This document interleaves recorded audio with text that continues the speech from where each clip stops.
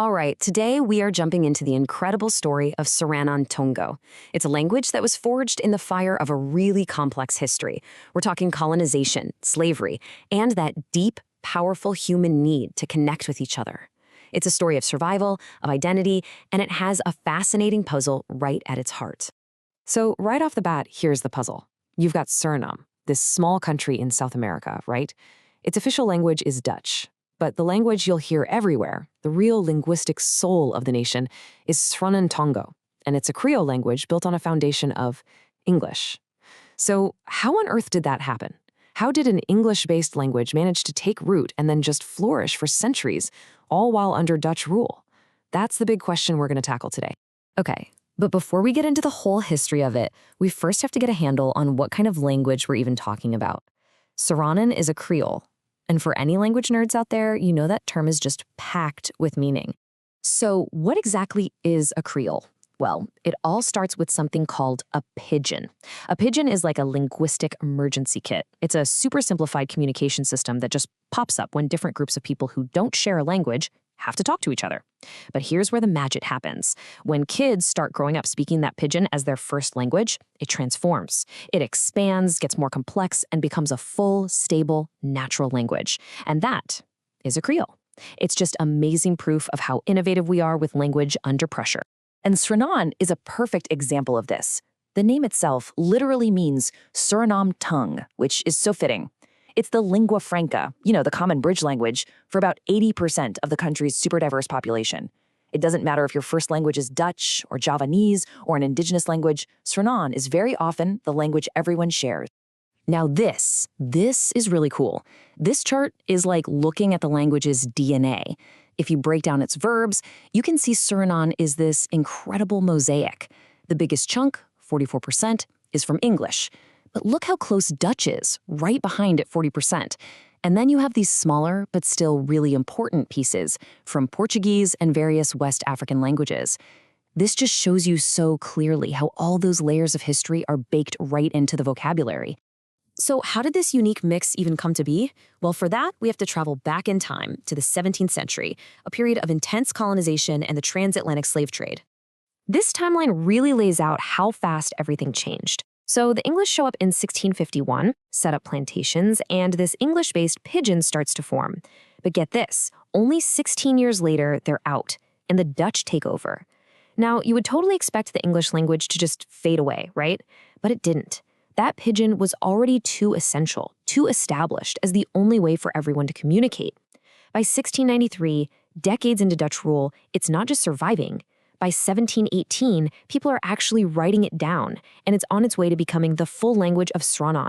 And this is the key thing to remember. Sranan wasn't some academic project. It was born out of absolute, desperate necessity. On those plantations, you had enslaved people from dozens of different African language groups, plus Europeans speaking English, Dutch, Portuguese. It was a total linguistic mashup.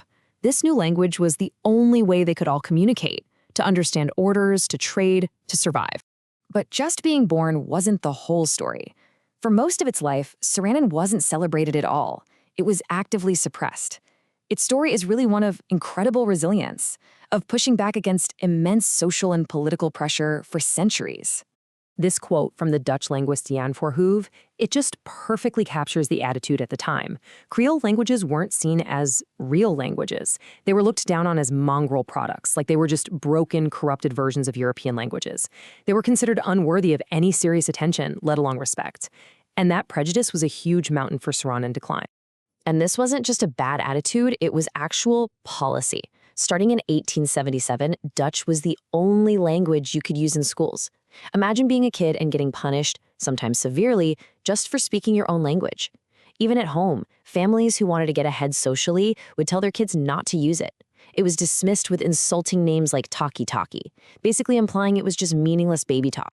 So this created two different worlds in Surinamese society.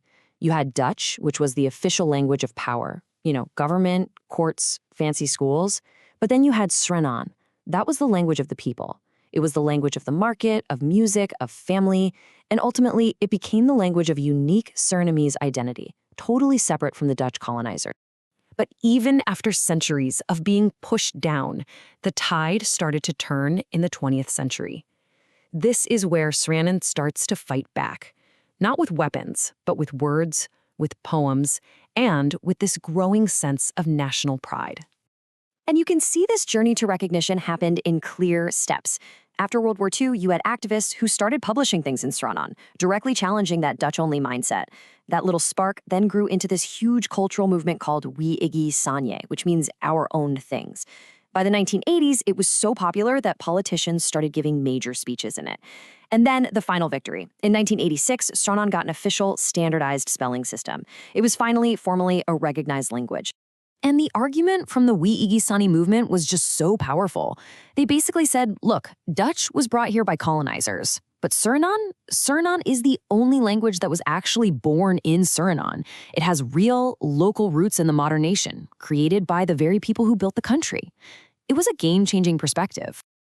So, after that long, hard fight, where does Sranan Tongo stand today? Let's take a look and a listen. Okay, here's a sentence in Sranan. I'll say it again. Allah den man gebore free and lekiwan ini grani and then leti. Now, even if you don't know the language, you can probably pick out a few words that sound a little familiar, right? Like free for free or man. So think about it. Does the rhythm or maybe the meaning of that sentence ring any bells for you?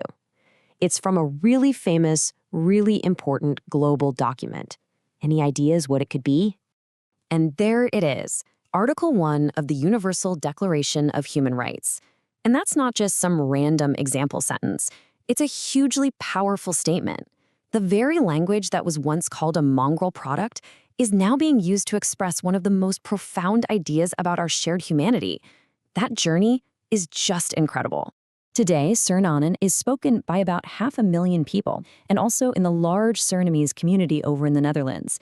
It is a living, breathing, evolving language that has absolutely found its voice. And hey, if this has sparked your curiosity and you're thinking you might want to learn a bit, the great news is there are resources out there. For all you aspiring linguists or language learners, you can check out sites like SIL International or Glosby for dictionaries, Verbex can help you with the grammar, and the Sranan Tongo library has real texts. It's more accessible than it has ever been. So we'll end with this thought for you to chew on. Sranan Tongo isn't just a list of words and grammar rules, it's a living archive of a nation's history. Its survival tells this powerful story about how language is so deeply tied to identity, to resilience, and to the very soul of a people.